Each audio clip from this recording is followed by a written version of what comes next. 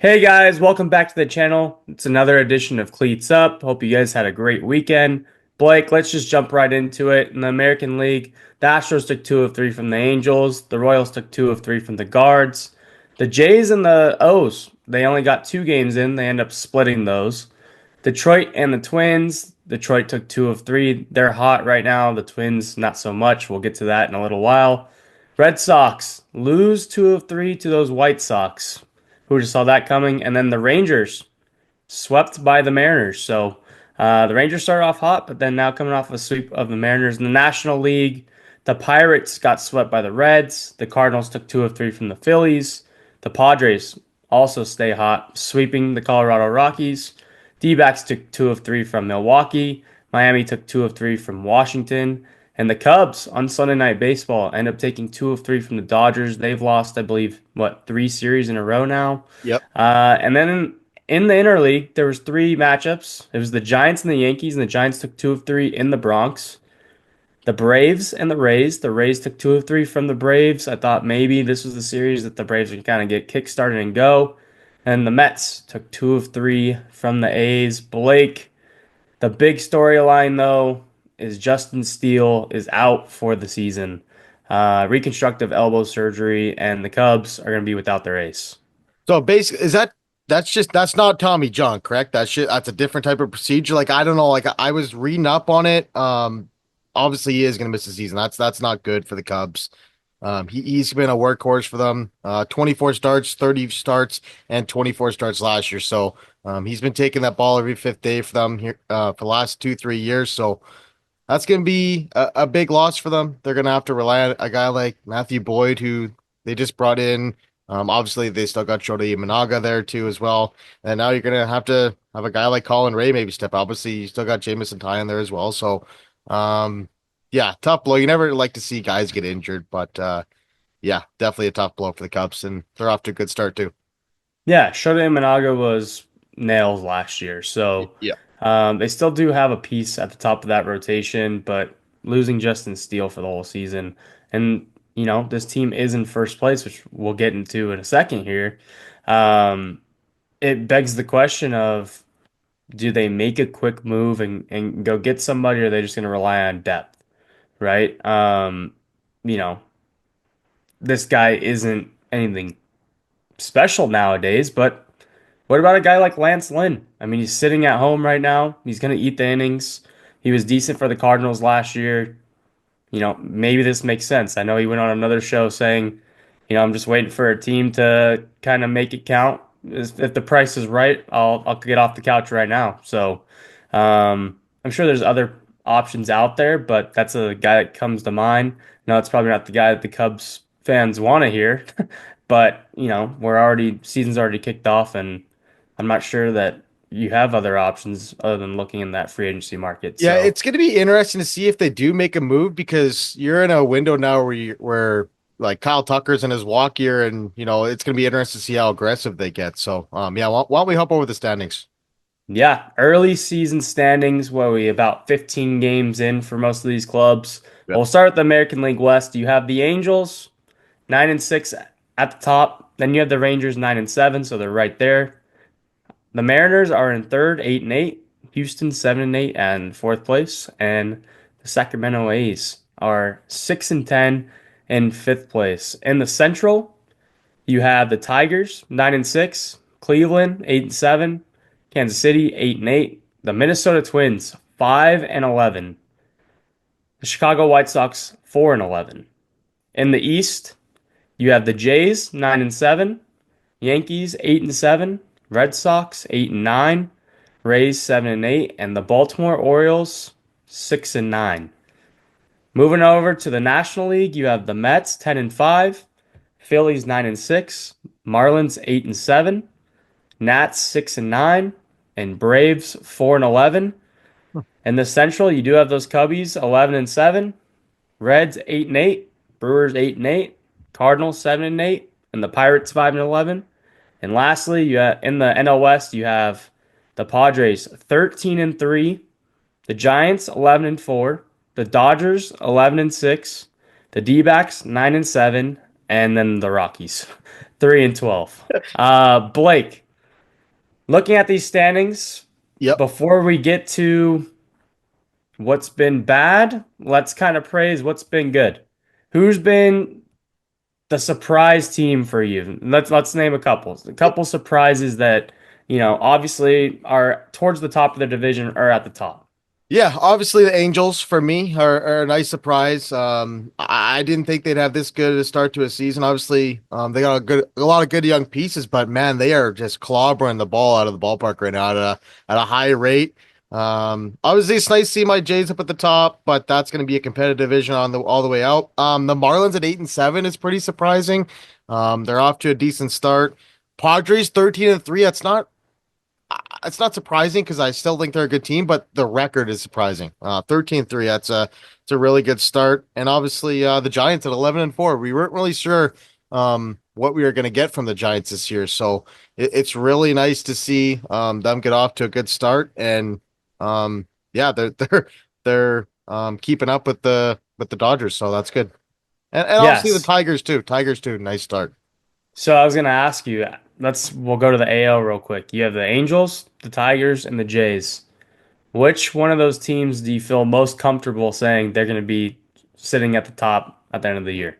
Probably the Tigers. Yep. I think the Tigers, that might be their division to lose right now. Especially, we'll get to the Twins in a second, but the Twins getting off to a 4-11 start, that's a dream for the Royals and the Tigers because I mean that's one less team they got to worry about early on. So, yeah, I would say the Tigers. You And then Tigers that, too?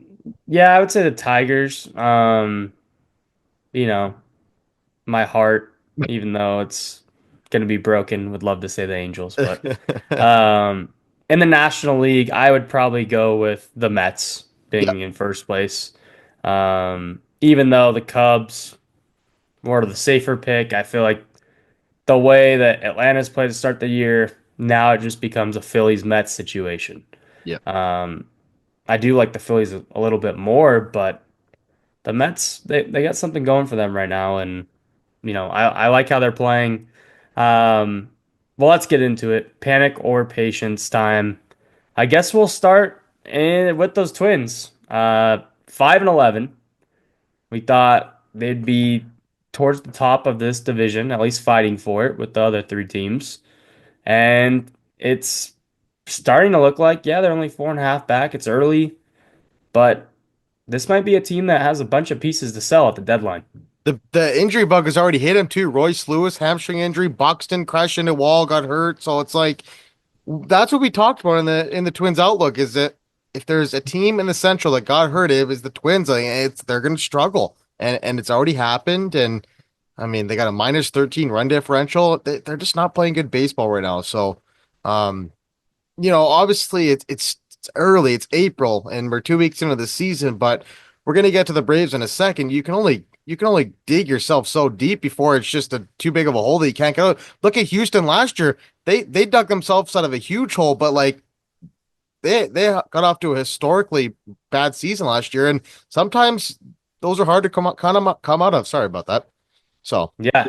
Panic or patience for the Twins? oh, I'm panicking. It's just not a good baseball team. For sure. Like I think a couple months they could be big sellers at the deadline. Let's move over to the AL East. I have two teams. All right, we'll start with the Red Sox. They're only 8-9. They are coming off of a series loss to the White Sox. They lost two of three.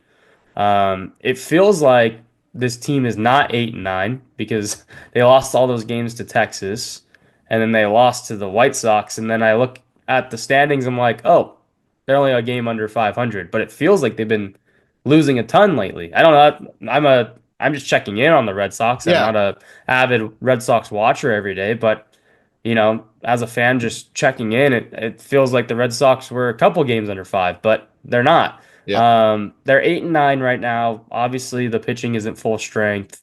The offense is starting to click, but we have seen them have those defensive woes that they had last year. So um, they're 8-9. I'm gonna go ahead and go patience yeah. because I think they're a really good ball club. But what are your thoughts on the Red Sox thus far? Yeah, the Red Sox, they just played my Jays, and the Jays took three of four, or yeah, pardon me, three of four from him in Fenway, but they just throw the baseball around like nobody's business. I mean, they had four errors, I believe, against the White Sox 2 games ago. They had a few errors in that Jays series, and it's just like careless mistakes. And you know, you gotta like the pitching. Crochet took a no-hitter in the eighth inning today against the White Sox, and so I would caution on the side of patience as well. This is a good ball club, but there's definitely some concerns. I mean, the White losing that series to the White Sox is concerning in itself, but the defensive side of the ball needs to get better for sure. All right, what about those Baltimore Orioles? They're in fifth place.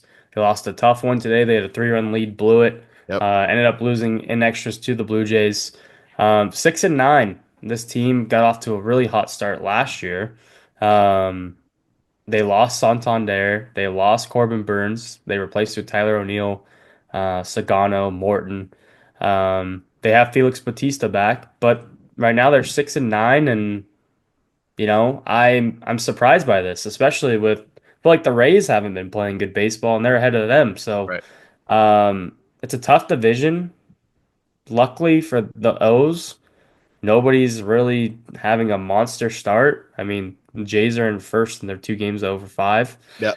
Um, so I'm gonna go patience again with the Orioles, mainly because I feel like it's gonna be a dogfight in the East, like it always is. Yep. But a little discouraging to see the start of 6-9 for the O's. Yeah, I think the loss of Colton Cowser too is huge. He broke his hand sliding into first base opening weekend in Toronto, and that's obviously a big part of that team. Obviously, you still got guys like Jordan Westberg. You still got a guy like Gunnar Henderson who's back with the club now after missing the start of the season. So that team will be fine. It wouldn't surprise me if they're up at the top of that division by come October. All right, let's move over to the National League. You know where we're going. It's the Atlanta Braves. They're 4-11. Um, man, they didn't take care of business this past weekend. Nope. They're going to Toronto, where Toronto, they're 9-7. Hasn't been great, but they've been playing pretty good over the past week or so. Yep. Um, the Braves, 4-11. I said it We the both last said it. video. Yeah. I said the last video. I'm sticking with it. I'm sticking with patience with this group. They're going to be good. They don't even have Ronald Acuna yet. They had to deal with the Profar PD crap in the beginning of the year. I'm in. I think the Braves are going to be this year's Astros from last year. Now, do I think they're going to be able to climb all the way back to the division? It's possible. They're only 6 games back right now, and we're in April, and we don't want to hit the panic button too quick. But um, yeah, I mean, they're definitely going to be in the thick of things for a wild card if I had to imagine. It does kind of discourage me a little bit that San Francisco's having such a good start, and then obviously you have the Dodgers. And you're talking about So what? You're talking about the wild card race? as far as the wild card goes down the road, Yeah. I mean the Padres are already 10 games over 500. Yeah. So and you know the Dodgers are going to be there. So that's kind of already locking up 2 spots if these teams can get through April with a solid record and then go from there and just play 500 ball. I mean, realistically, if the Padres go 20-6, 20-7 to start the year, you're looking at let's go play 500 baseball for the rest of the year and we'll most likely be in the playoffs. Yep. 100%. So, That's what the Rays did 2 years ago. yeah. So that's the only thing with the Braves that I'm kind of like, okay, now it's this 2 and 3 seed kind of you're fighting for, but it's early and the Braves go sweep somebody. I'm not saying it's gonna be Toronto, but if they go sweep a team, they're 4 games under 500. They go throughout the year, they get towards the deadline and the All-Star break, and then they reset and they go on this monstrous run. It would not surprise me. So I'm gonna go with patience for the Braves. They're also getting Spencer Strider back on Wednesday. He's making his season debut in Toronto against the Jays. So that'll be a nice shot in the arm. I'm not sure if there's going to be an inning limit on him, pitch limit, how much he can pitch coming off Tommy John, but that's one of the best pitchers in all of baseball. So whatever you can get a guy like that added into your rotation, that's going to do wonders for you. I'm going to go patience as well, but the clock is ticking, and they got to start stringing some wins together sooner or later. Yeah, Well, in review, we're basically patient on everybody but the Twins Yeah. at this point. Yep. I mean, I think that's fair. I think the Twins, they're a team that they have talent, but it's just they always get hit with the injury bug. I mean, I hate to Yep. say it, but Yep. uh, they it's a team that just struggles with injuries year in and year out, and getting off to this slow start while teams are starting to pick up steam in that Central, especially the Tigers after getting swept by the Dodgers. They've been unreal since that first series, so Yep. it looks like maybe the Tigers could be for real. We were a little like, are they going to be for real? They got hot at the right time. They stuck in the playoffs. Well, it looks like they're coming to play. So let's move on to three guys in particular that we feel can help some teams. There's still some guys that are unsigned free agents, and those three guys are Anthony Rizzo, JD Martinez, and David Robertson. Um, Out of these three, David Robertson definitely should not be unsigned right now. The other two are veteran present bats that I'm surprised didn't even get, a bone thrown at them. Um, I mean, not a knock on Rowdy Tellez, but I mean the Mariners are have Rowdy Tellez out there, and quite frankly, I might rather have Anthony Rizzo, who's a multi-time All-Star and Yep. coming off of a World Series run with the Yankees. So I know these guys are older guys, but these are championship players right here. The Rizzo's won a World Series. David Robertson's been on a ton of playoff teams. JD Martinez has been one of the best bats in baseball, I should say, Yep. over the past 10 years. Um, yeah, Blake, why do you think these guys haven't got thrown a bone? Yeah, the one that's most puzzling for me is JD Martinez. I know the bat speed has slowed down a little bit, but this guy is 2 years removed from hitting 33 homers and driving in 103 runs with the Los Angeles Dodgers.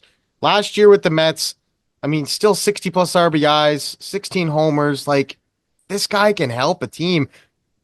Even if he comes in and DHs against lefties, it's still his experience in a clubhouse is still invaluable. Like he's been on a lot of successful teams in his career, and I mean, I would love if the Jays would sign like JD Martinez. They need some help with the right-handed bats against lefties.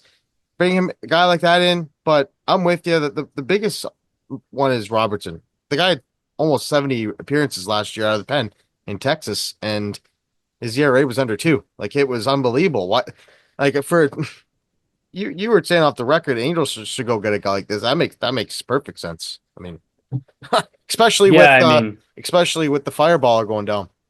yeah, Ben Joyce going down. Obviously, it's a hot start for the Angels. I don't know that David Robertson would really want to bank on going to a Halos team that hasn't gone to the playoffs in 10 years. I think at this point, you'd go somewhere like back to the Phillies or something like that, right? Right. I mean, Jordan Romano's had his issues there.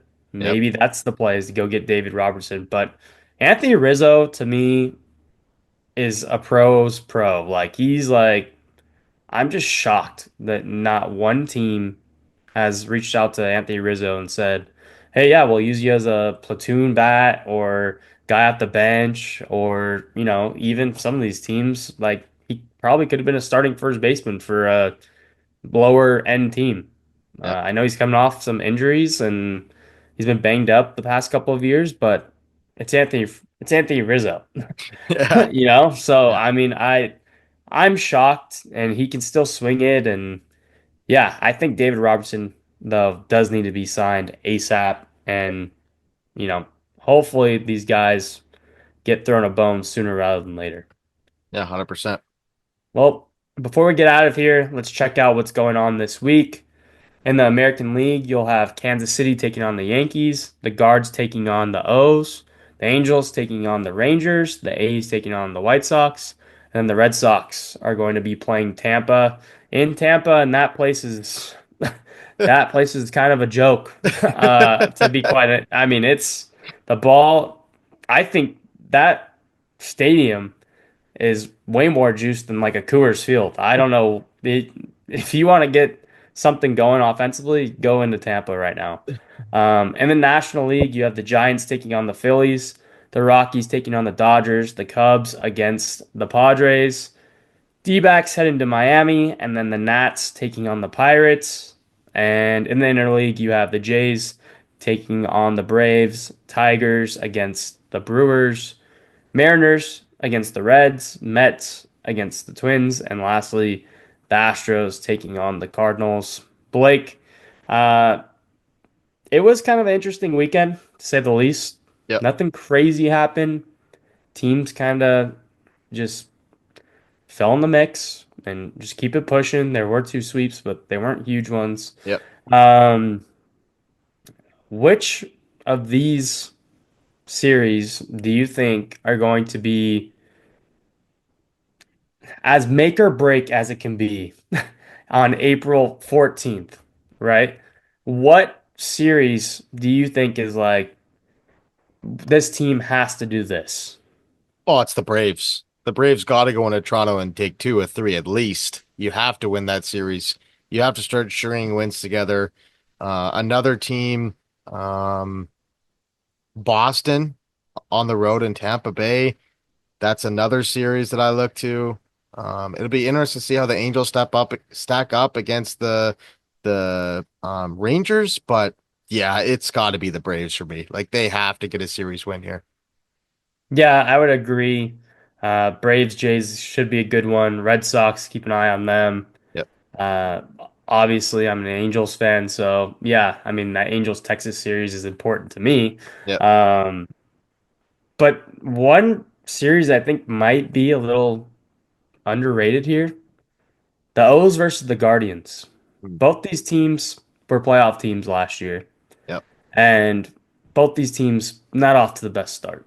right. So I'm curious to see if the Orioles or the Guardians, if either of them sweep, you know, it could be really bad for one I of mean, more so the O's right. than the Guards, but I that is a I mean you have Kansas City versus the Yankees too. That's a playoff matchup from a year ago as well. That's another one that intrigues me. But yeah, that's gonna do it for this one. If you like this video, make sure to hit that like and subscribe.